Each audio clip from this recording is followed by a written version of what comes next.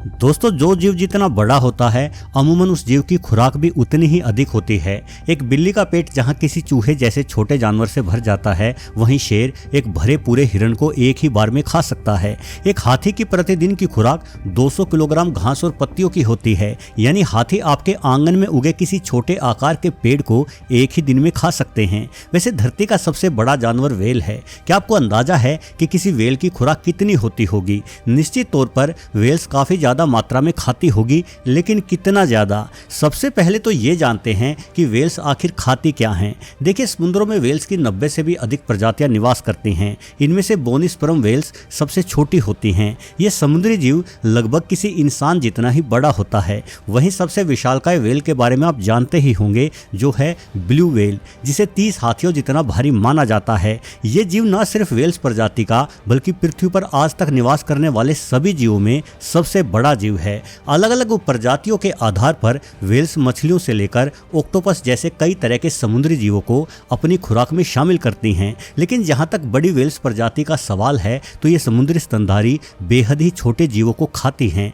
क्रिल्स, जिसे आप एक छोटा सा समुद्री कीड़ा भी कह सकते हैं, विशाल व्हेल्स की खुराक का सबसे प्रमुख हिस्सा है। जब वैज्ञानिकों ने जांच की कि आखिर एक व्हेल कितनी मात्रा में भोजन कर सकती है, तो नतीजे हैरान कर देने वाले थे।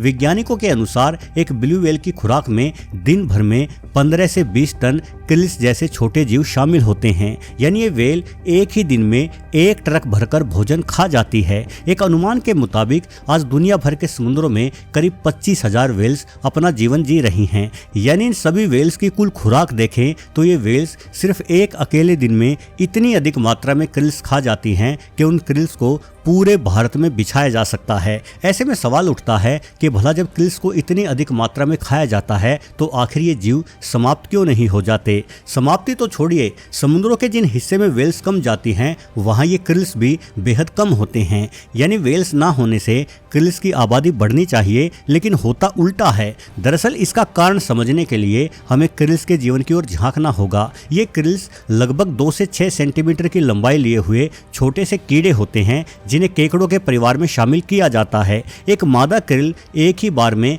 10,000 से भी अधिक अंडे दे देती है। वहीं इन अंडों से मात्र 1 सप्ताह के भीतर ही छोटे छोटे क्रिल्स बाहर आ जाते हैं, और बाहर आने वाले ये क्रिल्स सिर्फ कुछ महीनों के अंदर ही खुद से ही प्रजनन शुरू भी कर देते हैं। इसका अर्थ है कि सिर्फ 2 से 3 महीनों में ही मात्र एक क्रिल से करोड़ों क्रिल्स निर्मित हो जाते हैं।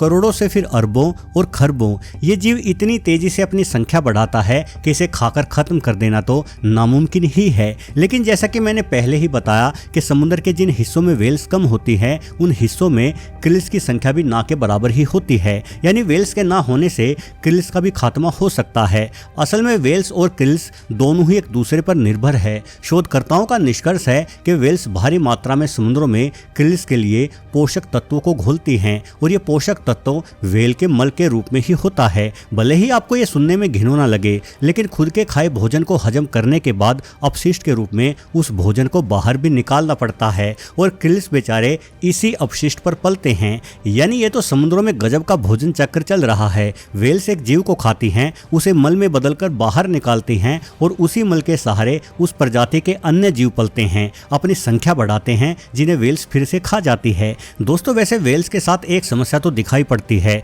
वो ये कि इतना विशाल जीव अपने भोजन के लिए मात्र कुछ सेंटीमीटर छोटे जीवों पर ही निर्भर है। मतलब आपको भी ऐसा लगा होगा कि 1 ट्रक भर के छोटे छोटे क्रिल्स खाने में व्हेल्स को कितना ज्यादा समय लग जाता होगा। इस बेचारे समुद्री स्तनधारी का तो पूरा दिन ही अपना पेट भरने में ही गुजर जाता होगा, किंतु ऐसा नहीं है। असल में व्हेल्स के लिए खुद का भोजन जुटाना बड़ा ही आसान है, दुनिया के किसी भी शिकारी की तुलना में कहीं अधिक आसान। ये चीतों की भांति लंबी दूरी तक दौड़कर अपने शिकार का पीछा नहीं करती, और न ही क्रिल्स जैसे छोटे जीवों को खुद को बचाना आता है। इसलिए व्हेल्स बड़े ही आराम से क्रिल्स को डकार जाती हैं। व्हेल्स के मुंह में कंगी नुमा छलनी होती है, जिसे बेलिन कहा जाता है। बेलिन केराटिन से बने होते हैं। व्हेल्स अपना मुंह खोलकर बेहद अधिक मात्रा में पानी अपने मुंह में भर लेती है, और फिर उस पानी को बेलिन नामक इसी छलनी में से गुजारती है। इस छलनी के भीतर से पानी तो निकल जाता है, किंतु क्रिल्स या अन्य प्रकार के छोटे जीव छलनी में इस पार ही रह जाते हैं, जिन्हें वेल्स चट कर जाती है।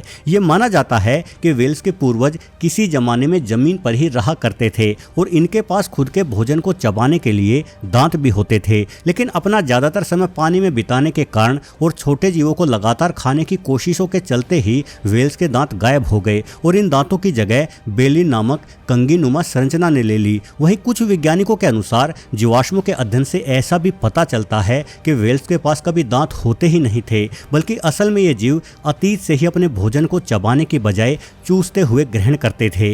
वैज्ञानिक मानते हैं कि अतीत में इस तरह के विशाल जीव या पौधे हो सकते हैं जिन्हें चबाने की बजाय दशहरी आम की तरह चूसते हुए वेल्स अपनी भूख मिटाती थी और उन जीवों या पौधों के विलुप्त हो जाने के बाद ही वेल्स ने समुद्रों की ओर रुख किया। वैसे इतना तो तय है कि अतीत से ही वेल्स अपना भोजन आसानी से हासिल करती आई है, शायद इसलिए इस जीव ने इतना बड़ा आकार हासिल कर लिया। किंतु फिर भी वेल्स के बारे में एक अन्य रोचक बात भी है, वो ये कि वेल्स बेहद लंबी यात्राएं करती हैं। ब्लू वेल से लेकर हम्पबैक वेल और अन्य प्रजातियों की अनेकों वेल्स पृथ्वी के उत्तरी गोलार्ध से लेकर दक्षिणी गोलार्ध तक की विशाल दूरी को प्रति वर्ष तय करती हैं। ये दूरी करीब 18,000 किलोमीटर की पड़ती है। वैज्ञानिक आज तक ये नहीं समझ पाए कि आखिर ये जीव इतनी लंबी यात्राएं क्यों करता है। माइग्रेशन अर्थात एक स्थान से दूसरे स्थान की ओर यात्रा करने का सबसे प्रमुख कारण भोजन जुटाना होता है। जिस तरह से विल्डेबीस्ट और जेब्रा के बड़े झुंड अपने इलाके में उगी घास को जल्द ही खाकर खत्म कर देते हैं,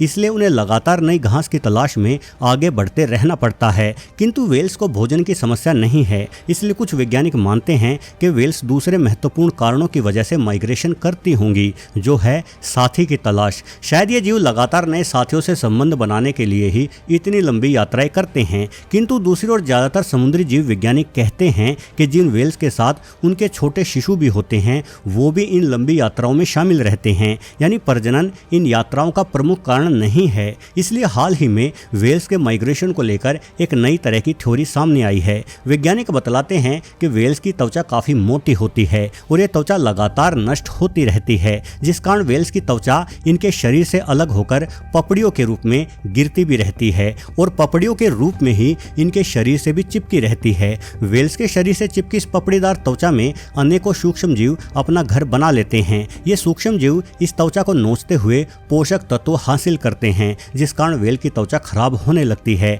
ऐसे परजीवियों को खुद के शरीर से हटाने का वेल्स के पास एक ही तरीका है, वो ये कि उन स्थानों की ओर चला जाए जहां ये परजीवी जीवित ना रह पाएं। यही कारण है कि वेल्स मार्च से जुलाई के महीनों में दक्षिणी ध्रुव की ओर और अगस्त से दिसंबर के महीनों में उत्तरी ध्रुव की ओर यात्राएं करती हैं, ताकि बेहद अधिक ठंडे पानी की वजह से इनकी त्वचा में रहते परजीवी मारे जाएं। हालांकि वेल्स के माइग्रेशन का सुझाया गया ये कारण कुछ वैज्ञानिकों की कल्पना मात्र ही है। सच तो ये है कि इस विशालकाय समुद्री स्तनधारी का जीवन अनेकों रहस्यों से भरा हुआ है। वैज्ञानिक ये भी मानते हैं कि वेल्स के बड़े आकार के कारण इंसान इनसे दूरी बनाए रखता है, इसलिए हम इस जीव के बारे में अधिक जानकारी नहीं जुटा पाते। यदि वेल्स के जीवन को करीब से समझा जाए तो वेल्स धरती के सबसे बुद्धिमान प्राणियों में से एक है। ये न सिर्फ भावनात्मक रूप से अपने समूह से जुड़ी रहती हैं, बल्कि एक दूसरे से विभिन्न प्रकार की आवाजें निकालती हुई बातें भी करती हैं। कई बार तो ऐसा भी लगता है कि शायद बुद्धिमानी में वेल्स इंसानों को भी मात दे सकती हैं। वीडियो देखने के लिए आपका बहुत बहुत धन्यवाद।